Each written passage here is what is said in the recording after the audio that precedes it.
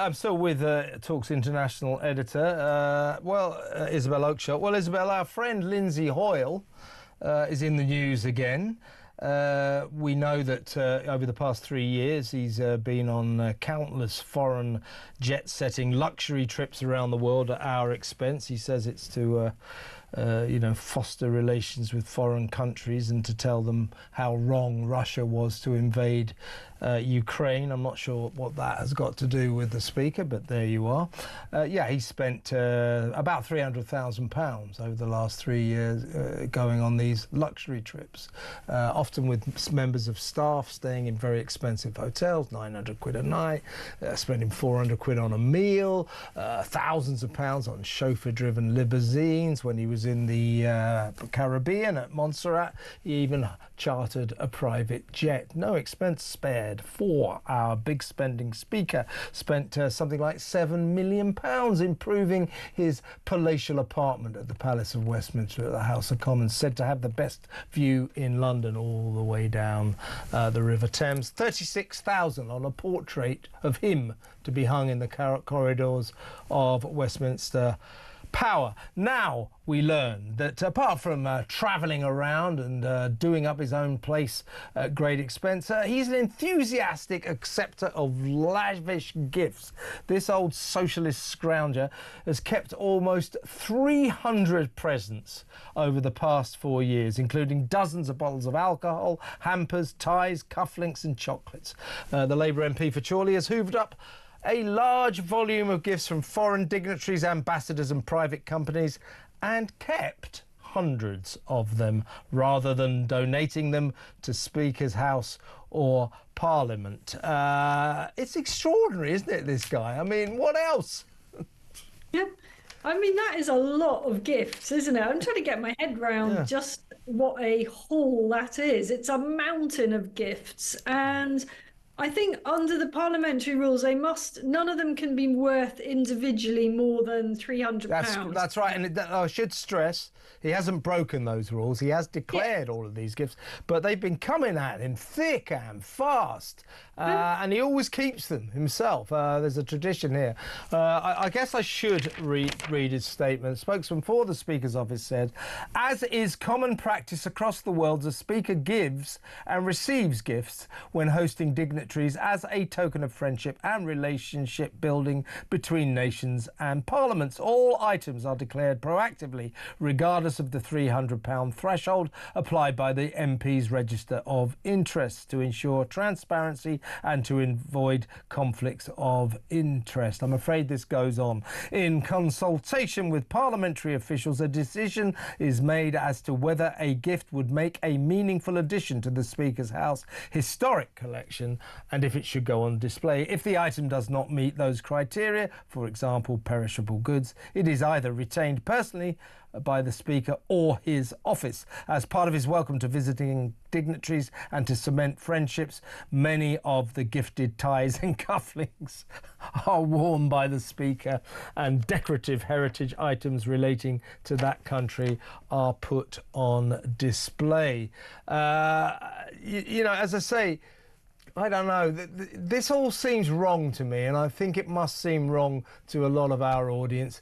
Doesn't it? This guy going on these lavish trips left, right and centre, taking his staff, taking his wife. I think he got the money back for the wife, to be fair, pay for her himself, but taking his staff all around the world to these very expensive places, staying in flash hotels. Now we hear he's receiving gifts left, right and centre. And this made me laugh. The suggestion was, well, he doesn't keep it all himself.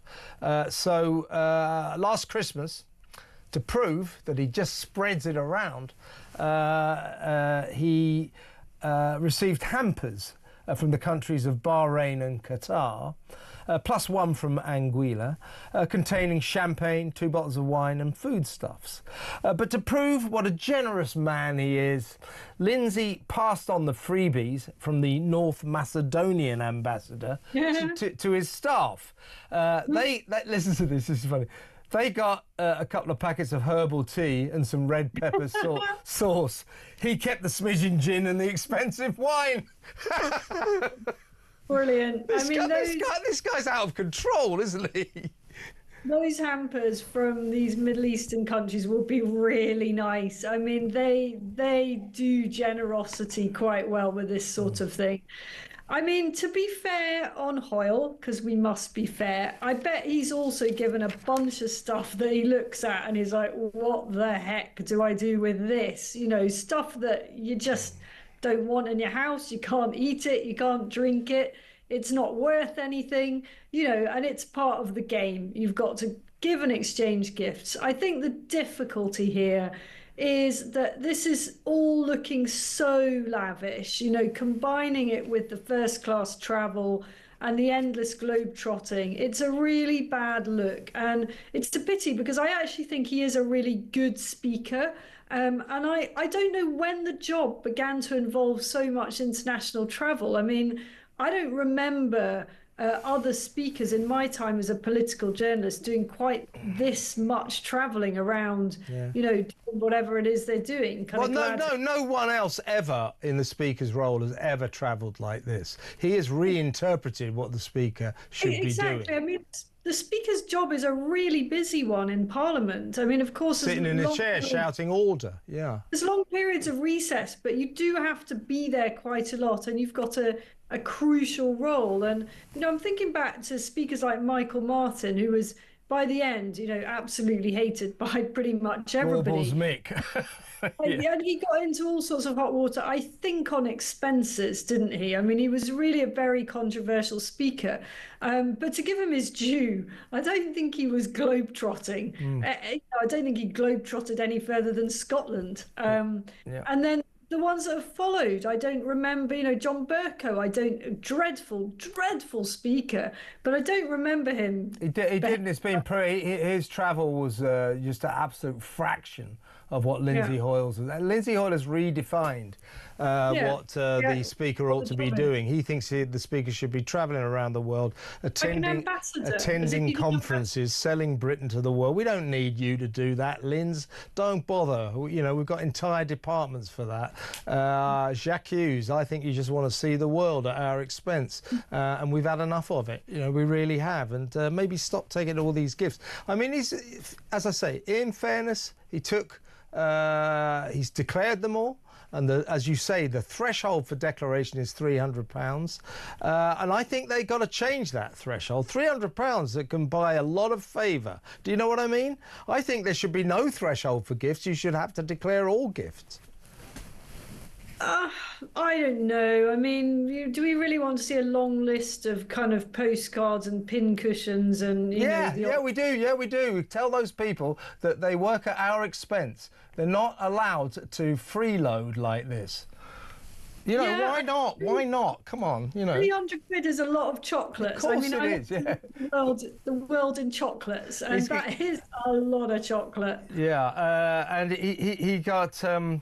He's got like, he ended up with, his list includes the full list, 80 bottles of booze, wine, champagne, whiskey, rum and other spirits, 26 ties, 26 pairs of cufflinks, and this is my favourite, Korean skincare products, books, drinking glasses, presents for his pets, a rug, pictures and decorative ornaments.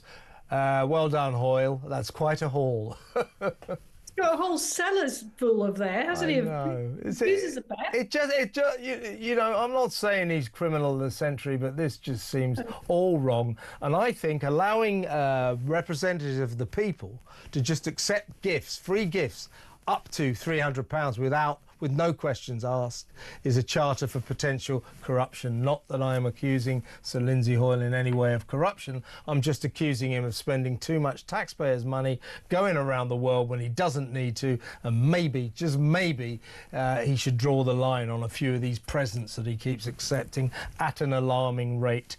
Well, let's leave Sir Lindsay there and move on. When we come back, we're going to be talking about the migrant hotel billionaire Graham King, known as the asylum seeker king, is making so much money from the government. Guess how much he's making every day? £4.8 million every day. He's now officially become a billionaire. That's in the Sunday Times Rich List next week.